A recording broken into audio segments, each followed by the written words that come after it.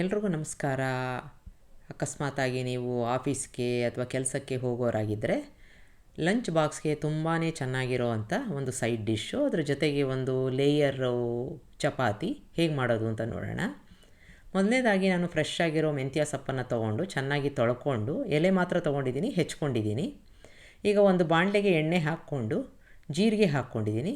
ಜೀರಿಗೆ ಚೆನ್ನಾಗಿ ಚಟಪಟ ಅನ್ನತ್ಲು ಇದಕ್ಕೆ ಮೆಂತ್ಯ ಸೊಪ್ಪನ್ನು ಹಾಕ್ಕೊಂಡು ಚೆನ್ನಾಗಿ ಬಾಡಿಸ್ಕೋಬೇಕು. ಈ ಥರ ಮಾಡೋದ್ರಿಂದ ಕಹಿ ಇರಲ್ಲ, ಕುಗ್ಗಬೇಕು ಚೆನ್ನಾಗಿ.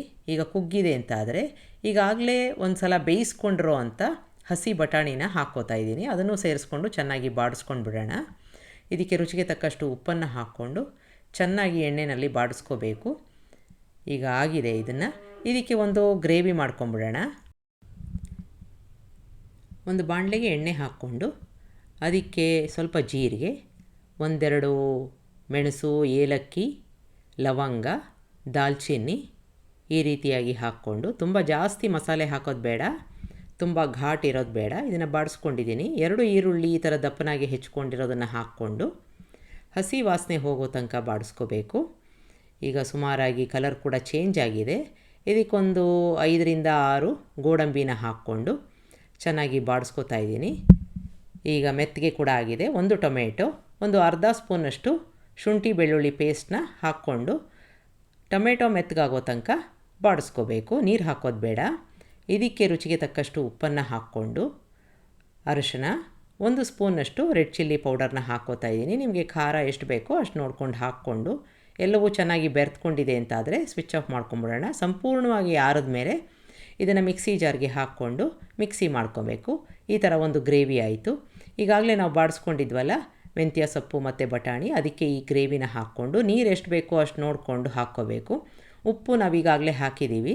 ಗರಂ ಮಸಾಲ 1 ಸ್ಪೂನಷ್ಟು ಧನಿಯಾ ಪೌಡರ್ನ ಹಾಕ್ಕೊಂಡು ಚೆನ್ನಾಗಿ ಮಿಕ್ಸ್ ಮಾಡ್ಕೋಬೇಕು.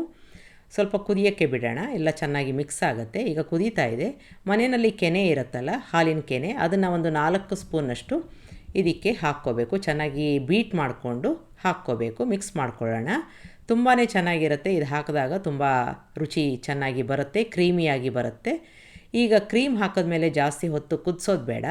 1 ನಿಮಿಷ ಕುದ್ರೆ ಚೆನ್ನಾಗಿ ಬೆರೆತ್ಕೊಂಡ್ರೆ ಅಷ್ಟೇ ಸಾಕು. ಈಗ ನಮ್ಮ ಸೈಡ್ ಡಿಶ್ಶು ರೆಡಿ ಆಯಿತು. ಒಂದು ಲೇಯರ್ಡ್ ಚಪಾತಿನ ಮಾಡ್ಕೊಂಬಿಡೋಣ. ಗೋಧಿ ಹಿಟ್ಟು, ಉಪ್ಪು, ಒಂದು ಸ್ವಲ್ಪ ಓಂಕಾಳನ್ನ ಹಾಕ್ಕೊಂಡಿದ್ದೀನಿ. ಎಲ್ಲವನ್ನು ಚೆನ್ನಾಗಿ ಮಿಕ್ಸ್ ಮಾಡಿಕೊಂಡು ಸ್ವಲ್ಪ ಸ್ವಲ್ಪ ನೀರನ್ನು ಹಾಕ್ಕೊಂಡು ಮೃದುವಾದ ಒಂದು ಹಿಟ್ಟನ್ನು ನಾವು ಕಲಿಸ್ಕೋಬೇಕು. ಚಪಾತಿಗೆ ಕಲಿಸ್ಕೋತೀವಲ್ಲ ಅದೇ ರೀತಿಯಾಗಿ ಕಲಿಸ್ಕೋಬೇಕು. ಒಂದು 15 ನಿಮಿಷ ರೆಸ್ಟಲ್ಲಿ ಇಟ್ಟು ಆನಂತರ ನಿಮಗೆ ಯಾವ ಸೈಜಿನ ಚಪಾತಿ ಬೇಕೋ ಅಷ್ಟು ಹಿಟ್ಟನ್ನು ತಗೊಂಡು ನಾವು ಲಟ್ಟಿಸ್ಕೋಬೇಕು. ಈಗ ಅದಕ್ಕೆ ಮುಂಚೆ ಒಂದು 10-20 ಸೆಕೆಂಡು ಇದನ್ನು ನಾನು ನಾದ್ಕೋತಾ ಇದ್ದೀನಿ. ಈಗ ಹಿಟ್ಟನ್ನು ತಗೊಳ್ಳೋಣ. ಇದನ್ನು ಲಟ್ಟಿಸ್ಕೋಬೇಕು. ಸಾಮಾನ್ಯವಾಗಿ ನಾವು ಪೂರ್ತಿಯಾಗಿ ಲಟ್ಟಿಸ್ಕೋತೀವಲ್ಲ ಆ ಥರ ಲಟ್ಟಿಸ್ಕೊಂಡು ಆನಂತರದಲ್ಲಿ ಅದನ್ನು ನಾವು ಒಂದು ಲೇಯರ್ಡ್ ಚಪಾತಿನ ಮಾಡೋಣ. ತುಂಬ ಮೃದುವಾಗಿ ಪದರವಾಗಿ ಬಂದಿರುತ್ತೆ. ಈಗ ಲಟ್ಟಿಸ್ಕೋತಾ ಇದ್ದೀನಿ ನಾನು. ಸಂಪೂರ್ಣವಾಗಿ ಲಟ್ಟಿಸ್ಕೊಂಡಿದ್ದಾದಮೇಲೆ 1 ಸ್ಪೂನಷ್ಟು ಅಥವಾ ಒಂದು ಅರ್ಧ ಸ್ಪೂನಷ್ಟು ತುಪ್ಪನಾದರೂ ಹಾಕ್ಕೋಬೇಕಾಗತ್ತೆ. ಎಲ್ಲ ಕಡೆ ಚೆನ್ನಾಗಿ ಅದನ್ನು ಹರಡ್ಕೊಂಡು ಒಣ ಗೋಧಿ ಹಿಟ್ಟನ್ನು ಹಾಕ್ಕೊಂಡು ಈ ಥರ ಒಂದು ನೆರಿಗೆ ಥರ ಮಾಡ್ಕೋಬೇಕು. ಹೀಗೆ ಮಾಡಿಕೊಂಡು ಅದನ್ನು ಸುರುಳಿ ಸುತ್ಕೋಬೇಕು. ಪ್ರತಿ ಬಾರಿ ಈ ಥರ ಮಾಡಿದಾಗ ನಿಮ್ಮ ಚಪಾತಿ ತುಂಬ ಮೃದುವಾಗಿರುತ್ತೆ. ಎಷ್ಟೊತ್ತಿಟ್ಟರೂ ತುಂಬ ಮೃದುವಾಗಿರುತ್ತೆ. ಅದರ ಜೊತೆಗೆ ಪದರವಾಗಿ ಬಂದಿರುತ್ತೆ. ಈಗ ಇದನ್ನು ಹಗುರವಾಗಿ ಲಟ್ಟಿಸ್ಕೊಳ್ಳೋಣ. ತುಂಬ ಒತ್ತಿ ಲಟ್ಟಿಸ್ಕೊಳ್ಳೋದು ಬೇಡ, ಯಾಕೆ ಅಂತಂದರೆ ಪದರ ಎಲ್ಲ ತುಂಬ ಅಂಟ್ಕೊಂಬಿಡುತ್ತೆ. ಈಗ ತವಾ ಕಾಯಕ್ಕೆ ಇಟ್ಟಿದ್ದು ನಾವು ಚಪಾತಿನ ಮಾಡ್ಕೊಳ್ಳೋಣ. ಈಗ ಒಂದು ಬದಿಯಲ್ಲಿ ಆಗಿದೆ ಅಂತಾದರೆ ತಿರುಗಿಸಿ ಹಾಕ್ಕೊಂಡು ಎಣ್ಣೆ, ತುಪ್ಪ ನಿಮಗೆ ಯಾವ್ದು ಬೇಕೋ ಅದನ್ನು ಹಾಕ್ಕೊಂಡು ಬೇಯಿಸ್ಕೋಬೋದು. ಎಲ್ಲ ಕಡೆ ಚೆನ್ನಾಗಿ ಗರಿಗರಿಯಾಗಿ ಬೆಂದಿದೆ ಅಂತಾದರೆ, ಸ್ವಲ್ಪ ಕಲರ್ ಬಂದಿದೆ ಅಂತಾದರೆ ತೆಕ್ಕೊಂಬಿಡೋಣ. ನೋಡಿದ್ರಲ್ಲ, ತುಂಬ ರುಚಿಯಾಗಿರುತ್ತೆ. ಲಂಚ್ ಬಾಕ್ಸ್ಗೆ ಹೇಳಿ ಮಾಡಿಸಿರೋ ಅಂಥ ಒಂದು ರೆಸಿಪಿ ಒಂದು ಸಲ ಮಾಡಿ ನೋಡಿ. ಬಿಸಿಯಾಗಿ ಸರ್ವ್ ಮಾಡಿದಾಗಲೂ ತುಂಬ ಚೆನ್ನಾಗಿರುತ್ತೆ. ರಾತ್ರಿ ಊಟಕ್ಕೂ ತುಂಬ ಚೆನ್ನಾಗಿರುತ್ತೆ ಈ ಒಂದು ಸೈಡ್ ಡಿಶ್ಶು. ಅದ್ರ ಜೊತೆಗೆ ನಿಮಗೆ ಬೇಕಾದ ಹಾಗೆ ಒಂದು ಸಲಾಡ್ನ ಸರ್ವ್ ಮಾಡಿದಾಗ ನೀವು ರೆಸ್ಟೋರೆಂಟ್ನಲ್ಲಿ ತಿಂತೀರಲ್ಲ, ಮೆಂತ್ಯ ಸೊಪ್ಪು ಮತ್ತು ಬಟಾಣಿ ಒಂದು ಸೈಡ್ ಡಿಶ್ಶು ಅದೇ ರೀತಿಯಾಗಿರುತ್ತೆ. ಒಂದು ಸಲ ಮಾಡಿ ನೋಡಿ. ನಿಮಗೆ ರೆಸಿಪಿ ಇಷ್ಟ ಆದಲ್ಲಿ ಲೈಕ್ ಮಾಡಿ, ಶೇರ್ ಮಾಡಿ, ಕಮೆಂಟ್ ಮಾಡಿ, ನನ್ನ ಚಾನಲ್ಗೆ ಸಬ್ಸ್ಕ್ರೈಬ್ ಮಾಡಿ. ನಮಸ್ಕಾರ.